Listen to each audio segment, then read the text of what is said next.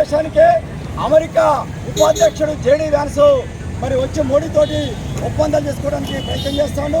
ఈ ఒప్పందాలు కూడా ప్రధానంగా వ్యవసాయ రంగం, పాడి పరిశ్రమ, మత్స్య పరిశ్రమ అనేక రకాల అసమాన ఒప్పందాలు చేసుకొని భారతదేశాన్ని కూలగెత్తున్న వ్యవసాయ రంగాన్ని బ్రతకనీయకుండా అమెరికా రైతాంగాన్ని కాపాడుకోవడం కోసం అమెరికా వ్యవసాయ రంగాన్ని కాపాడటమే ధ్యేయంగా ఇవాళ జేడీ వ్యాన్స్ మన భారతదేశానికి వస్తాడు, 4 రోజులు పర్యటించబోతాడు.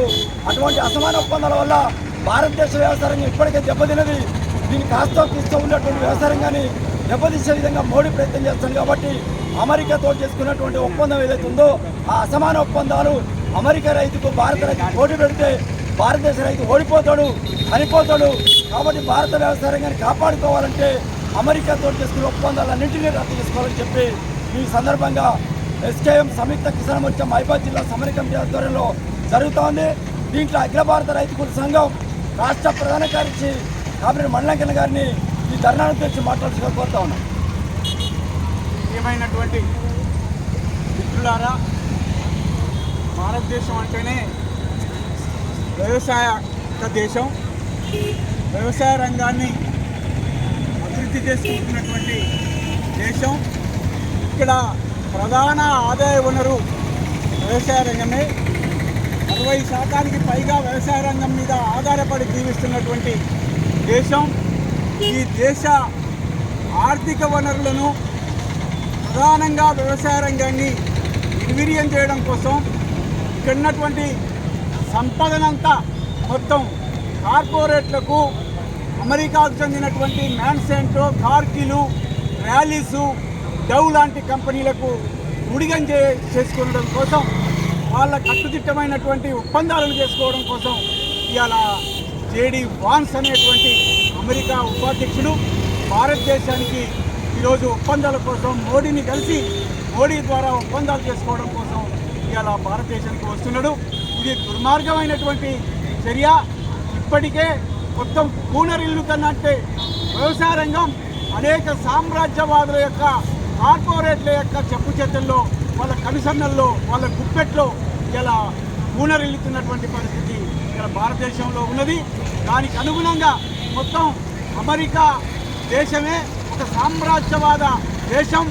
భారత వ్యవసాయ రంగాన్ని తమ గుప్పెట్లో పెట్టుకోవడం కోసం ఇలా ప్రయత్నాలు జరుగుతున్నాయి. దానిలో భాగంగా ఇలా ఒప్పందాలు చేసుకోవడానికి ఇలా ముందుకొచ్చారు. కానీ దానివల్ల భారతదేశ రైతులకు ఎలాంటి స్వేచ్ఛ లేకుండా, ఎలాంటి హక్కులు లేకుండా వాళ్ళని విధించేటువంటి నిబంధనలకు లోబడి వ్యవసాయం చేయాల్సినటువంటి పరిస్థితి దాపురిస్తుంది. అందుకోసం దీన్ని వ్యతిరేకించాలి. జేడీ వాన్స్ మర్యాదలను మనం విస్తరించాల్సినటువంటి అవసరం ఉందని చెప్పి జాతీయ ఎస్కేఎం జాతీయ కార్యవర్గం ఈరోజు దేశవ్యాప్తంగా కూడా నిరసన కార్యక్రమాలు చేయమని సూచించింది. ఇలా మన రాష్ట్ర వ్యాప్తంగా కూడా నిరసన కార్యక్రమాలు జరుగుతున్నాయి. దానిలో భాగంగానే ఇలా మహబూబాబాద్లో నిరసన కార్యక్రమం ద్వారా మనం ప్రత్యేకంగా నిరసన చేయాల్సినటువంటి అవసరం ఉందని చెప్పి తెలుస్తూ బీకేఎస్ జిల్లా ప్రధాన కార్యదర్శి అయింది కానీ ఎంఆర్ ఆఫీస్ కాడ ఉన్నాం. ఎస్కేఎం ఆధ్వర్యంలో మహబూబాబాద్ జిల్లా కేంద్రంలో తహసీల్దార్ కార్యాలయం ముందు ఆందోళన కార్యక్రమం నిరసన చెప్పడం జరుగుతూ ఉన్నది. ఇవాళ అమెరికా ఉపాధ్యక్షుడు జేడీ వాన్స్ ఏదైతే భారతదేశంలో ఉన్నటువంటి వ్యవసాయ రంగం పైన ఒప్పందాల రీత్యా ఈ భారతదేశానికి మరి వచ్చేటువంటి మరి పరిస్థితుల లోపల ఈ భారతదేశంలో ఉన్నటువంటి వ్యవసాయ రంగాన్ని మొత్తం కూడా ఇప్పటికే మరి కేంద్ర ప్రభుత్వ ప్రధానమంత్రి మోడీ ఇవాళ వ్యవసాయ రంగాన్ని కుదిరి చేసేటువంటి పరిస్థితుల లోపలే ఇవాళ నల్ల చట్టాలు తీసుకురావడం జరిగింది. వ్యవసాయ రంగాన్ని మొత్తం కూడా ఈ భారతదేశం లోపల నిర్వీర్యం చేసే కుట్రలో భాగంగానే నాడు నల్ల చట్టాలు తీసుకొస్తా ఉన్నాడు.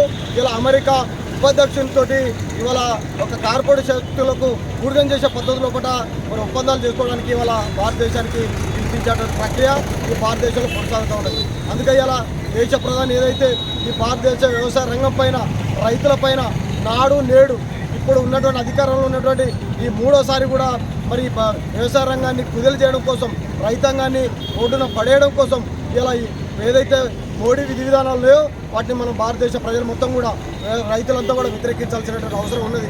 ఇవాళ ఒక పక్క ఈ దేశానికి అన్నం పెట్టే రైతులు ఇలా మరి రోడ్డుని కీడ్చేటువంటి ప్రయత్నాలు కొనసాగుతున్నటువంటి ఈ బీజేపీకి, మోడీ ప్రభుత్వానికి బుద్ధి చెప్పే విధంగా రాబోయే రోజుల్లో ఏదైతే ఇప్పుడు మరి అమెరికా ఉపాధ్యక్షుడు వ్యవసాయ రంగం పైన ఒప్పందాలకు ఈ భారతదేశానికి వస్తూ ఉన్నాడు. ఆ ఒప్పందాలను మరి రద్దు చేసుకునే విధంగా ఈ దేశ ప్రధాని మోడీ మరి ఆ వైపున ఆలోచన చేయాలి. లేకపోతే భారతదేశ ప్రజల యొక్క రైతాంగం చేతుల యొక్క గుణపడడం మరి తప్పదని చెప్పేసి దానిపై హెచ్చరిస్తూ ఉన్నాం.